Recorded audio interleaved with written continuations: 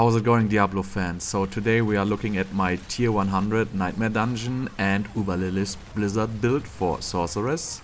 This build is a super great all-rounder build. It does a lot of damage, it is very tanky, you can pretty much face tank all mobs all day long if you want, and it doesn't use any high level unique items. The only unique item you will need is Asus, and that is going to be obtainable like pretty easily.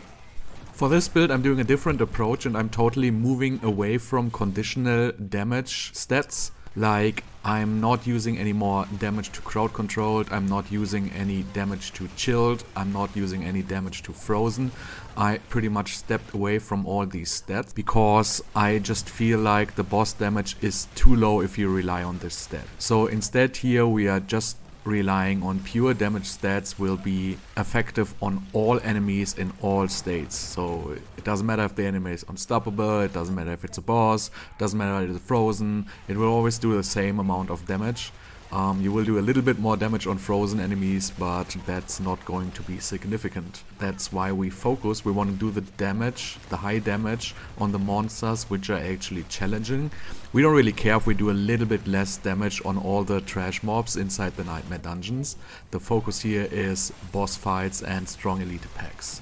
For this build we use Blizzard and we are not using Avalanche in this build, so we can use Shatter. Blizzard is not that mana hungry, we don't need a really high attack speed. We pretty much just rely on our mana regeneration from Lucky Hit here. And because we are using Ice Shards and Shatter and Piercing Ice Shards, we really have a very high burst damage against large groups of monsters, especially against strong elite packs. We don't have any issues with suppressors or anything, and the boss damage, as I already said, is really great. I don't want to make this introduction too long this time. I will just explain real quick what the build is all about and how it works, and after that we are going to go into all the details. And remember to check the description down below for all links, planner and other videos, etc. And at the end of the video I will put 3 Nightmare Dungeons and also Lilith. It is no problem, you don't really need to do any adjustments. You basically just switch 3 skill tree nodes and 1 enchantment, and then the build is ready for Lilith, no problem. And I will also say that at the start of the Lilith section in this guide at the very end. Okay, let's go over this build here real quick. So we are using Blizzard, but we're not using the damage of Blizzard itself. We are using the Blizzard synergy with the Glacial aspect, and that will make Blizzard spawn ice spikes.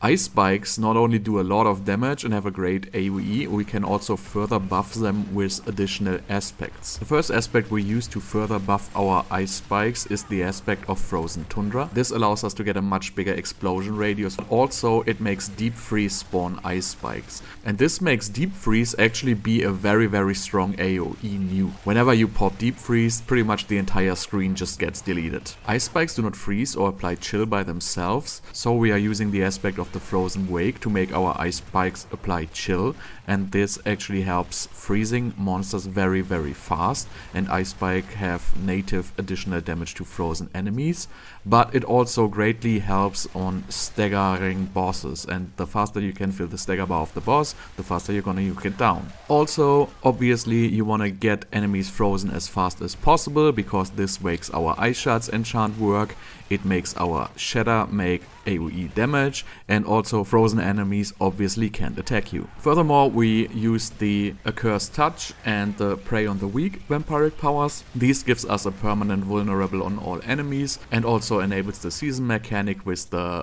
AoE ghosts. And then furthermore we use the Call Familiar and Feed the Coven Vampiric Powers. This essentially gives us a lot of damage boost in single target scenarios, but also it's pretty nice that the bats are stunning enemies, so sometimes this can actually save you from dying. And also it gives us a 10% damage buff and some additional mana regeneration. Alright, let's start with the skill tree. We put 2 points into Firebolt. We are using the Firebolt enchantment, so we need this. And it also gives us access to core skills. Core skills we just put 5 points into Ice Shards, 1 point into Enhanced Ice Shard, and 1 point into Greater Ice Shards. This is going to be used by the Ice Shard enchantment. We're not going to put any points into our defensives because we want to have a defensive skill amulet for this build. This is kind of important If you don't have a plus defensive amulet, you can probably take the points out of the defensives maybe, or one of the cold front or snap freeze probably. Then we put 1 point into elemental attunement and 3 point into glass cannon, pretty basic stuff. We put 3 point into precision magic. Lucky hit is our main source of mana regeneration here. 1 point into align the elements, 3 points into mana shield and 3 points into protection to get our defensives up and running. We put 1 point into ice blades, 1 point into enhanced ice blade and 1 point into summoned ice blades. This gives us some extra cooldown reduction and also some extra mana regeneration from Vampiric Powers. We put 1 point into Icy Veil, 3 points into Cold Front and 3 points into Snap Freeze. If you struggle with Barrier, you can put 3 points into Icy Veil and probably take them out of Snap Freeze here again. Then 1 point into Blizzard, 1 point into Enhanced Blizzard and 1 point into Mage's Blizzard. We don't put additional points into Blizzard because the damage will solely come from Ice Shards. 1 point into Inner Flames, 3 points into Devouring Blaze, and it's nice if you have a +3 Devouring Blaze amulet here. Then we put 3 point into Permafrost, 3 point into Icy Touch, 3 point into Frigid Breeze, this is our primary mana regeneration ability, and 2 points into Hoarfrost since this is a conditional damage multiplier and we don't really have a point to spend here right now. Then we put 1 point into Deep Freeze, 1 point into Prime Deep Freeze and 1 point into Supreme Deep Freeze. 3 points into Fury Surge, this now works and the mana regeneration from this is actually really nice. And then as our ultimate we take Shatter. Shatter we use in a Nightmare Dungeon scenario. Whenever we get to the boss, we switch this to Avalanche. Because on bosses our mana regeneration is not as good as it should be. So switching to Avalanche is taking like 0.5 seconds and it just makes the boss fight so much easier.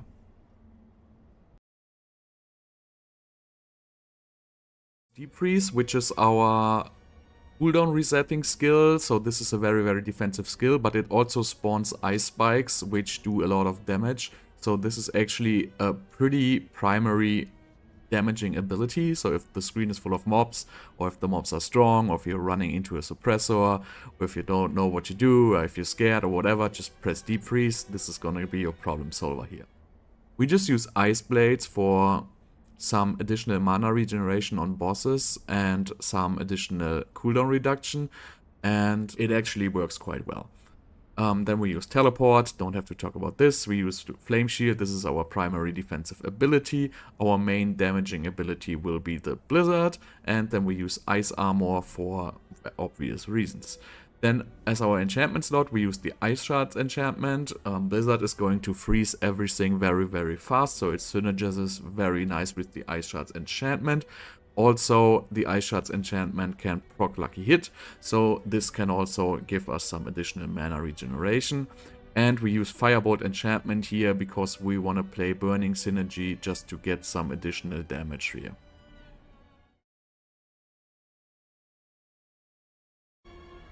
Let's go through the legendary aspect and unique items. So let's start with all the offensive aspects first. So our main damaging ability will be the ice spikes, and those are going to be coming from the glacial aspect. So make sure to get as high rolled glacial aspect as possible on your amulet. The damage on the ice spike actually makes a significant difference. So you want to try to get a high rolled aspect from like a 900 plus item. Then we use the Storm Swell aspect. This gives us additional damage on vulnerable enemies, and enemies are going to be vulnerable all the time. We use the aspect of the Frozen Tundra. This makes our ice spikes have additional area of effect damage, and also grants our Deep Freeze the ability to spawn ice spikes. Then we use the aspect of the Piercing Cold to have our Ice Shards pierce. This significantly boosts the output of the Ice Shards enchantment damage. We use the Conceited aspect. This gives us another 25% flat damage increase. And last but not least, we use the aspect of the Frozen Wake. This gives our Ice Spike the ability to chill enemies for 15%, and this is very important so our Blizzard can freeze enemies as fast as possible. Then for our defensive aspects, we use the Snow Guts aspect. This is a flat 25% damage decrease without pretty much any conditions, so this is really, really nice. Then we use the Ever Living aspect. This is another 25% flat damage decrease, also without any conditions. And obviously we use the aspect of Disobedience, since there's simply no stronger defensive aspect in the game. As for unique items, as I say, we don't use any unique items which are hard to obtain. We use Asus because this significantly buffs our crit chance. The priorities here are definitely movement speed and the unique power percentage. The other stats are not so important. Mana cost reduction is high as possible, is nice to have, but definitely most important here is movement speed and the critical strike chance increase here. Let's go over the items and stat priorities. Make sure to check out the planner link in the description down below. That's gonna list the optimal stat priorities.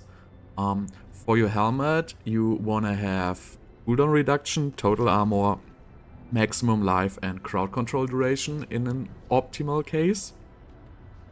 On your armor, you just want defensive, so you want total armor, maximum life, damage reduction, and you want one resistance stat on your armor or on your pants.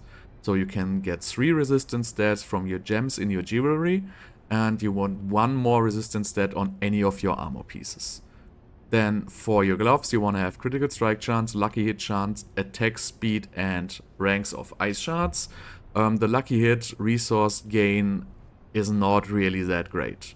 It doesn't really proc a whole lot. So you probably want to get attack speed here, or you can also get all stats. On your pants, in this case, I have all stats, total armor, 1 resistance, and damage reduction again. So you also need 1 armor piece to have all stats, because your Paragon board needs a pretty high amount of all stats for all the legendary nodes, or the rare nodes to work.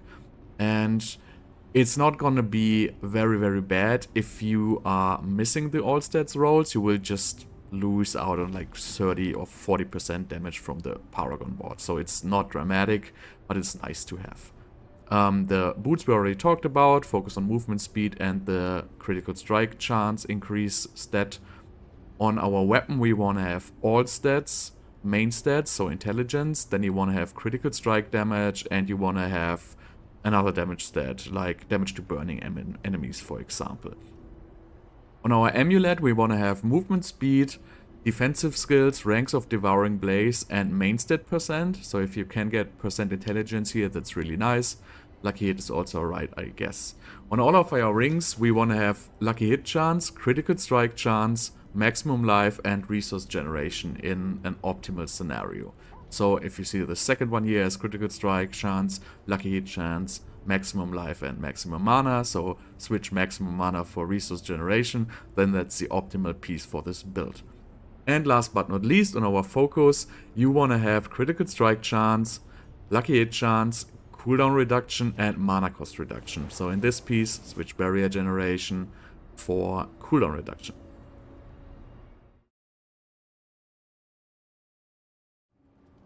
For Vampiric Powers, we have 4 which are pretty much required, and the 5th one is situational. We use the Accursed Touch. This is going to put Vampiric Curse on all enemies and also makes those ghosts make more damage. Then together with the Accursed Touch, we use the Prey on the Weak. This is then make all enemies cursed vulnerable and also gives us a 16% damage multiplier on vulnerable. Then we use the Call Familiar, which just gives us additional single target damage, and as we are only using mastery skills, this procs on every single blizzard we cast. It also helps with stunning enemies and also helps staggering bosses with the stun as well. And then we use the Feed the Coven. This together with the Call Familiar gives us a 10% flat damage increase and also gives us a nice lucky hit chance to regenerate resources here. And the last one is pretty much situational. You can do pretty much whatever you like. You can use the Sanguine Brace for more critical strike chance and 10% damage reduction if you're fortified. You can use the Undying if you like it. You can also use the additional damage to crowd control of domination. You can use infection for a little bit more single target damage. This is pretty much up to you. You can take whatever you like. I usually take the Angry Embrace. Okay, let's check the Paragon board. So, as I said in the introduction, we are not using the conditional glyphs anymore. So we are not using control, we're not using frostbite. These give, on paper, a very, very high damage increase, but it doesn't work on bosses which are not staggered, and really, it just works on paper. A lot of mobs are not always going to be chilled, they are not always going to be stunned, and the increase in damage is actually not as strong as just using the unconditional damage types we use here. And I will say a little bit more about that when we get to those certain points. So let's start with the first board here. We take the non-physical damage nodes, we take the all resistance node and the maximum life nodes here, and then we put in our exploit glyph here for the vulnerable damage and the 10% damage increase bonus. Then moving over to the next board, that's going to be the enchantment master board. And we're going to pick up all the non-physical damage nodes here. We're going to pick up the all resistance nodes here. We're going to pick up these non-physical damage and damage to elites clusters and also these ones. And as our glyph, we put in the elementalist glyph here. That is also giving us a 15% flat damage increase and also buffs the non-physical damage and resistance nodes around. Moving over to the next board, that is the Frigid Fate board. And here we pick up the vulnerable damage nodes and the damage reduction from vulnerable. These nodes are actually pretty strong. And then we pick up here the resistance node and we put in our tactician glyph. And the tactician glyph again boosts our vulnerable damage and also gives us a flat 10% damage increase always after casting a defensive skill, which is going to be pretty much all the time. And then we pick up the Frigid Fate node. This gives us up to 30% damage increase here. And this is actually pretty nice, even to 22% for the amount of points we just have to spend to get this. This is pretty much a must. Then let's move over to the next board. That is going to be the Burning Instinct board. Remember, we're playing Firebolt enchantment with Burning synergy here. So we put in the Destruction glyph here for 49 dexterity. This is a pretty much 200% damage increase and another 12% damage increase, which is multiplicative. And then we pick up the damage reduction from Burning node, we pick up the damage to Burning node, and we pick up the other damage to Burning nodes in the middle here. Moving over to the next board, that is going to be the Keysless Conduit board. We just use this to pick up all these nice damage to elite nodes here. And then we put in the Flame Feeder glyph. This gives us a 97% damage increase and another 10% multiplicative damage increase here. Moving over to the last board, we don't pick any glyph here. We just pick up this cold damage here. And if you have a 10% intelligence on your amulet, for example, or if you have the intelligence on your weapon, which I both don't have, you can actually pick up this extra 10% cold damage here. Not dramatic that we don't have it. We mainly choose this board for the Icefall node because this gives us a 15% increased damage all the time. And if the enemies are frozen, this is another 30% damage, which is alright. It doesn't work on bosses which are not staggered, but the 15% alone is worth taking this board. So as I mentioned, we are not choosing any conditional damage types here anymore. So let me just go over this real quick again. So we're using Destruction. This is critical strike damage. In this build we are above 80% critical strike chance. So this is not conditional damage. This is always happening. Then we pick up the Elementalist. This is also just boosting other nodes. It's not conditional damage. We pick up the Exploit glyph. Enemies are going to be vulnerable all the time. So also this is not conditional damage. Then we have the Flame Feeder glyph. With the Firebolt enchantments, enemies are burning all the time, so this is also not conditional damage.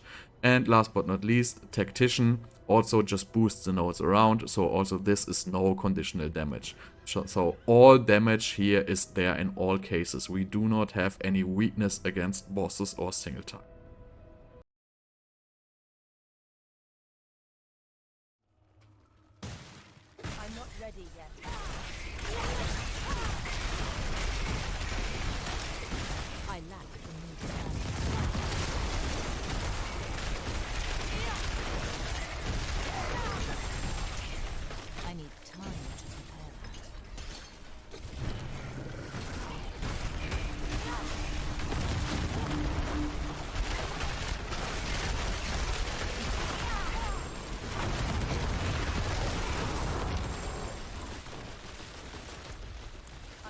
ready yet.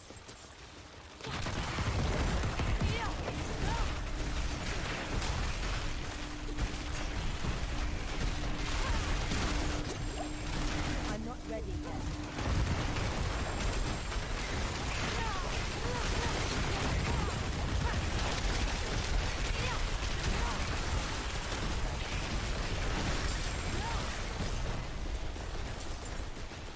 I need time to prepare that.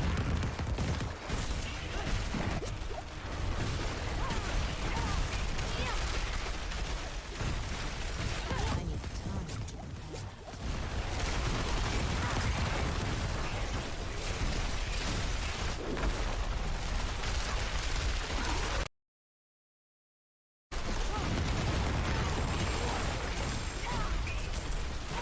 I'm not ready yet.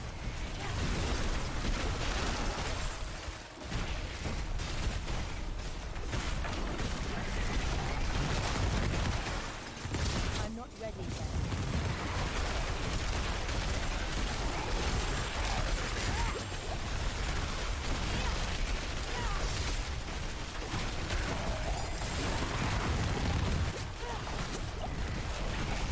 I'm not ready yet.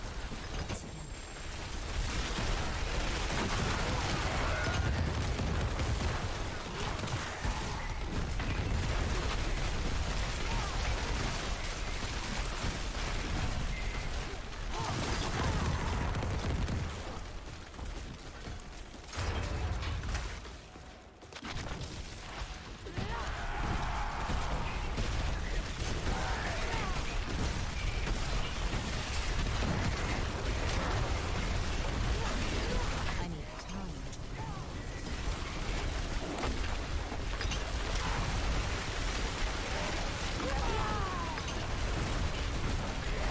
I'm not ready yet. Oh no, precious mother.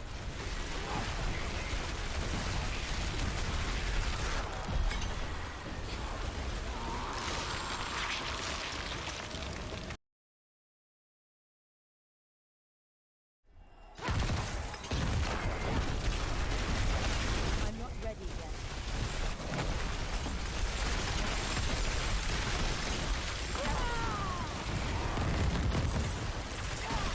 I need time to prepare.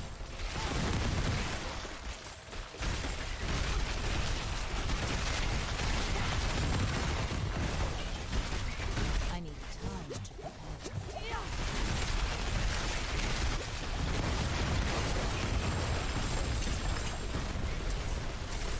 I'm not ready yet.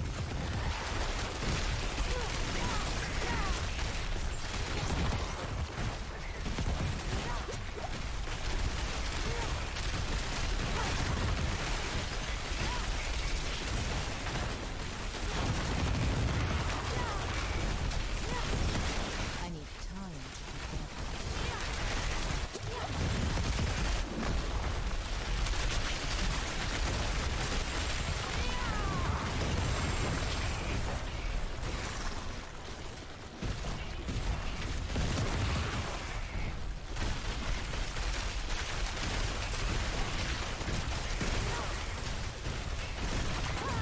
I need time to prepare.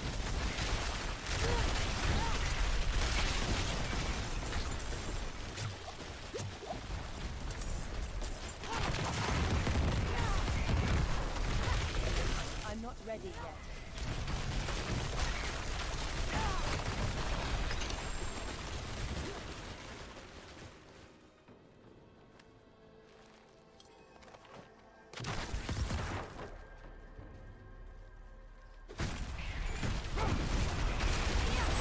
I'm not ready yet.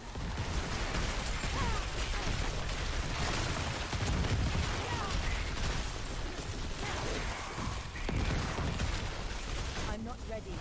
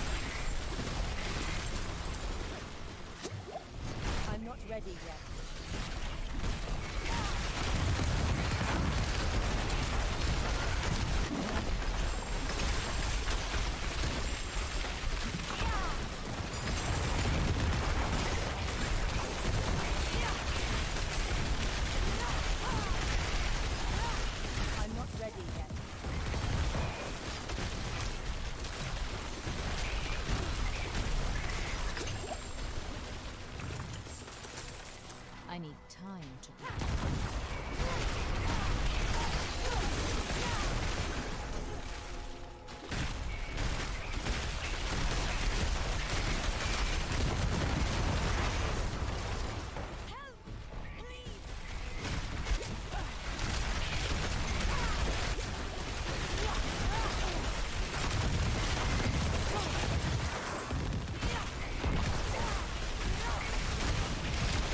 I need time to prepare.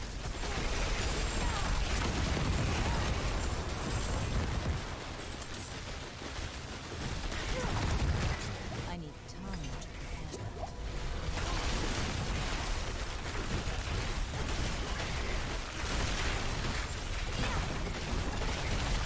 I need time to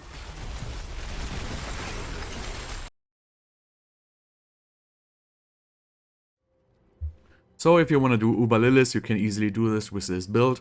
I literally just changed a tiny thing here.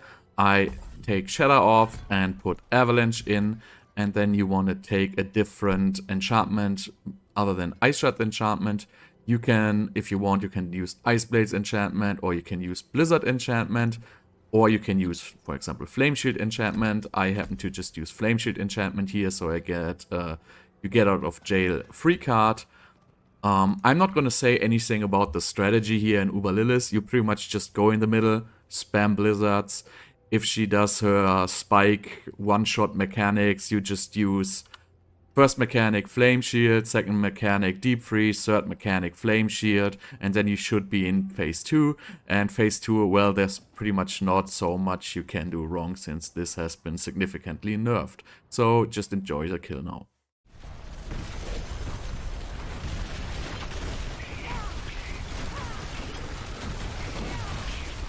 I need time to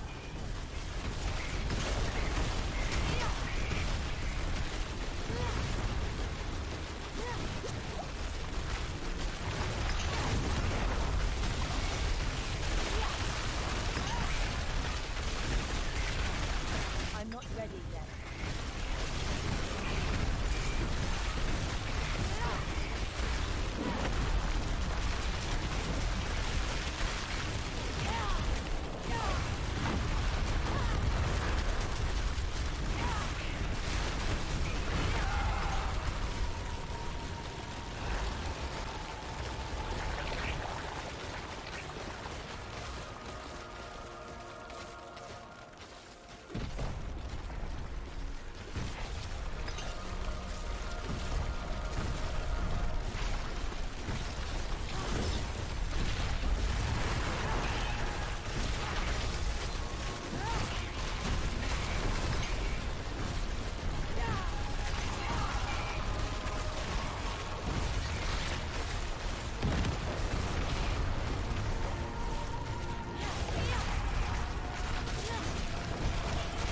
I need time to prepare.